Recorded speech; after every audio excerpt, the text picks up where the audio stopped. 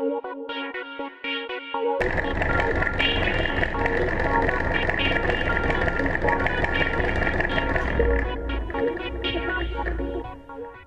has been my dream to be able to have a voice for a tower of children in Africa and across the globe who do not have a voice.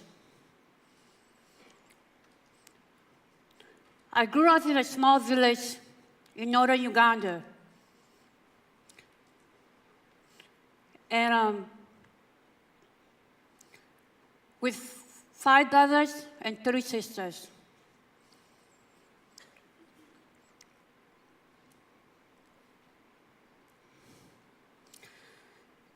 And growing up in a small village, it was difficult for me because I dropped out of school at first grade. My parents never attended high school, neither elementary school. My mother did not know how to write her name or read. One time, I told her that I wanted to be able to pick up a pen and write my own name. And she told me she wanted to do the same thing too. And she advised me not to worry because God has a plan for all of us. So I was so motivated by her encouragement to look out positive in life. And one day, she was cooking a cabbage, and I was sitting in the living room. I heard someone knocking at the door in a very violent way. And I asked, "Who is it?" The person did not reply. And suddenly, when the person pushed into the door through, I saw a lot of young boys with uniform, hat, and guns. I was so captivated by them. And I asked them, "Where are you all going?" And they told me that they're going home. And I told them that I wanted to go with them. And my parents looked at me with a very sad look and said, "Oh my goodness, she doesn't even know what she's saying." And at that time, I did not know even anything about war. I didn't know there was kids out there fighting in conflicts. I did not know what the outcome of the gun those young kids were carrying. Well, as a year go by, at the age of 12, I was kidnapped from my hometown by the Lord Resistance Army and took a march to the bush. And life there, it was so complicated.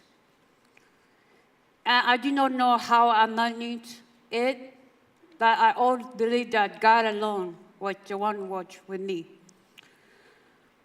And my first week with the LRA, I have witnessed a 16 or 17 years old boy was trying to escape. And this boy was caught, and they brought him back. And this boy, they ordered every new abductee to participate in killing this boy.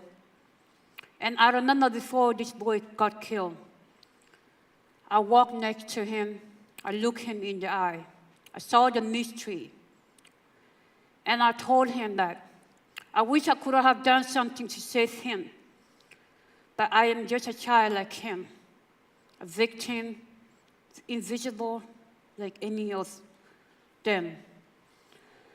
And imagine, at that age, I was only 12. And at that time, they were going to kill him. I made a commitment to myself I'm not going to participate in the killing of this young boy. And if the rebel wanted to kill me, then I'd rather die for something which I believe is true for me. And in the middle of the participation of the other youth killing this young boy, a young soldier came to me. And he looked at me and told me, "Why are you not participating in killing this boy?" I asked him, "Why could you do it?" "I'm not going to." In the end of the day, the boy got out his gun, and there was a knife under his AK-47. He tried to stab my feet. And I stood still. And he missed it. And he got up and walked away. And I told myself from that moment, in the middle of chaos, you can choose to do things out of fear, or you can choose to stand on your truth. From that day, I was inspired. And overall, I have made a commitment to myself that I hope one day I will get the chance to escape. I wanted to be a voice for those who do not have a voice. And one day, the Uganda government and the rebel were having a revenge among each other. They sent an helicopter. And a helicopter came and dropped a huge bomb next to me. And I lost a bunch of friends there on that day. Airplane, the bomb blew half of my face. I didn't know I was going to survive. And I didn't want to live with the fear of that. I did not want people to ask me, "What happened to you?" The LRA refused to release me to make me come home. They told me if they make me come home, it's going to give the Uganda government attention in the world of what they're doing to children in Africa. And the only way for them to do it, they're going to kill me. I came to realize that my purpose in the world is greater than the mystery of life I was living. And I deserve to be treated like any other kid. And I was tired and sick, and I knew that I was not chosen to become a child soldier. But I was taken against my will because I'm a child. And after 3 years with the rebel, I escaped. And I made it through to a rehabilitation center in Northern Uganda, who help young kids who have been captured when they were young, and they unite them with their family and help them to become kids again. And then in September of 2005, I got the chance to come to the United States for medical treatment because of my injury. And coming to the United States in the first place, I did not speak any English. And I was living with a host family. And the first place I asked them, I wanted to know that, can they teach me the word, if I want to go to the store, like, can you take me shopping? And that is what I asked them. And my host family laughed. For me, I did not know. And then, in the end of the day, after a year later, I was invited to an Oprah Winfrey Show to be a guest. And I did not know who Oprah Winfrey was. And I was just confused. I was like, who is she even? And at that time, I used to watch a documentary called Invisible Children. It was about 3 boys from California who went to Africa to document story on young people who are fighting into war conflicts. And I was so captivated by these 3 boys. And I liked them a lot. I did not know when I was going to meet them. So when I was invited to the Oprah Winfrey Show, I went there, and I found these boys were sitting there. I was so surprised to be there. It's not because of being on the Oprah Show, but the fact that I have got a chance to meet this boy in real life. And I had a crush on the youngest boy, and I was so happy. And Oprah was looking at me. And she was talking to me. I used to cut the nice face, so nice. And I was afraid of people not to look at me, to ask me questions. And then in the end of the day, I came to realize that the more I cut the nice face, people cannot hear me. And because I was ashamed of how I look. And after that, after 4 years later, I got a message from a young girl from Northern Uganda. She messaged me on Facebook to say, I don't think you should hide your face. I think you're beautiful. Then I came to realize that if I want to see the people around me, then I should allow myself to be seen. I should not be ashamed of how I look, but I should be determined of what I can do and with what I got and the support. And in August of 2010, I got the opportunity to go to a Global Peace Summit in Austin here, which was for the Amala Foundation. First of all, they asked me to apply for it, and I refused. And my host mom convinced me to apply for it. I told myself, I said, I don't want to go to a peace summit. What is a peace summit? Growing up, I did not know what is a peace, the word peace even mean. And I was angry. I told her, I said, I don't want to go. What do these people know about peace? If there was peace in the world, why are kids from some part of the world are still fighting into conflict? They're killing each other because they don't know what else to do. And what are they doing about toward this peace? And why is this peace only in Austin? And my host mom says, just go and try it. If you don't like it, you don't have to stay. And then I got a chance, I came to the summit. I met a lady named Vanessa Stone. I didn't know she was the founder of the organization. She told me, I looked at her and she looked at me and she asked me one question. What are you ashamed of? I remember, because I used to cover my face with anxious a lot. And after she asked me what I was ashamed of, I did not reply. I cried and I thought about it.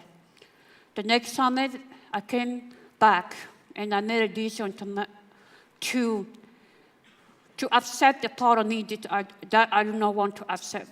That is how the world is going to perceive me. And that is how I'm going to perceive people. If I want to be loved, then I should love others. I want to be noticed. I should notice others. I want to be forgiven. I should forgive others. And that is the moment I came to realize that forgiveness, peace, and love begin within. Then peace in the world will follow. From ever since, I have been inspired to volunteer with the Mala Foundation. I have served as a youth leader and also a counselor at the Global Peace Summit. And I have also volunteered and went to a peace march in San Francisco with another foundation. And I have also been appeared on CNN, the Oprah Winfrey Show, and also my story was told before US Congress about the atrocities that is taking place in Africa and across the globe. And also this year, I have been chosen to be a youth ambassador, plus 11 others who will be traveled to Israel and Jordan for a peace conference to discuss about the atrocity of what is going on in this world. And my hope is that to work with young children who are still caught up into conflict, because I want to show them that there is a way to build peace without conflict. And we are the teacher for the next generation. If we can teach the next generation to experience the peace that begins within, then the peace in the world will follow. And it is our responsibility. If someone would have spoken for me long time ago, I would not be called a child soldiers.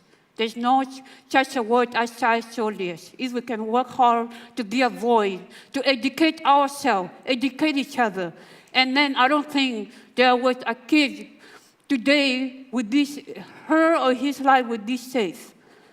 And I'm just advising you to wake up and do something about what is going on in some part of the world, because we are the change of the next future. I don't want my children neither my grandkids to experience what I have experienced. Because I believe there's no child deserves to live in the mystery of another person treating them like a non-object. So my greater hope is to make that change, and I invite you to be a part of my journey. Together, we can make this place into a wonderful place. So tomorrow when we pass, we don't have to worry about the future of our children or grandchildren or generations to come. Thank you very much, and have a wonderful day.